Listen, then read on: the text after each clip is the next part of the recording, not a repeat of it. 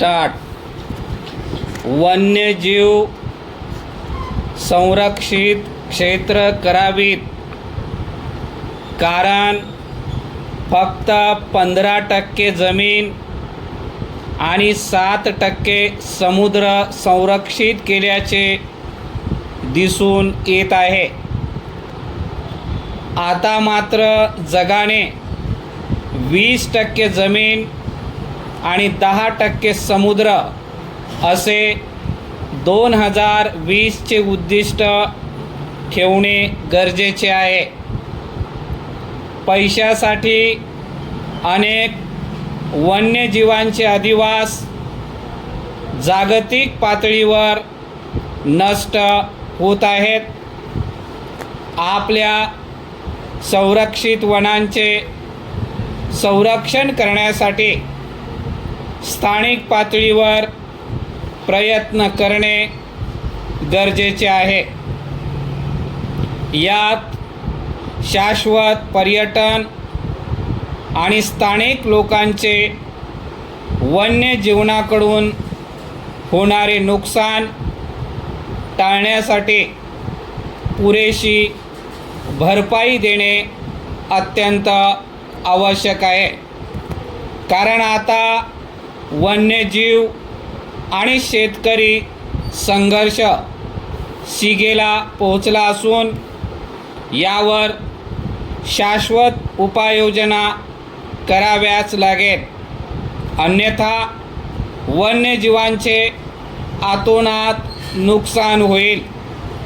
Africa खंडात काही लोक पैसे देऊन शिकार करावयास जातात.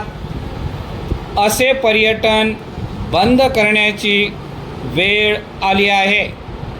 अन्यथा प्राण्यांना मारून आर्थिक मदत घेणे म्हणजेच महासंकटच होय. परिच्छेद यापुढे नैसर्गिक GDP असा निकष लावून देशाची प्रगती भूतानसारख्या देशाप्रमाणे करणे जगाला अनिवार्य आहे.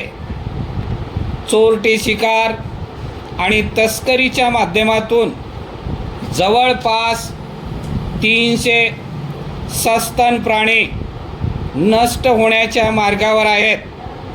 समुद्रातील कारखान्यांच्या प्रदूषणामुळे डॉल्फिनसारखे मासे तर अतिवाढ असलेल्या प्रजातीमुळे जगातील अनेक अधिवास नष्ट होत आहेत.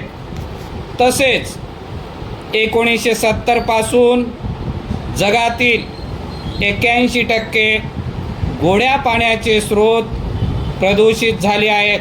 परिच्छेद पाण्याचे स्रोत प्रदूषित झाले आहेत.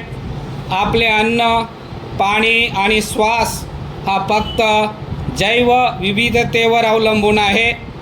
यात आपण पाहिले तर वनस्पतीशिवाय ऑक्सिजन नाही, मधमाशांशिवाय परागीकरण नाही, फळे बियाही नाहीत. समुद्र किनाऱ्यालगत असणारी खारफुटीची वनेसुद्धा अतिशय महत्त्वाची असतात, कारण की त्यामुळे सुनामी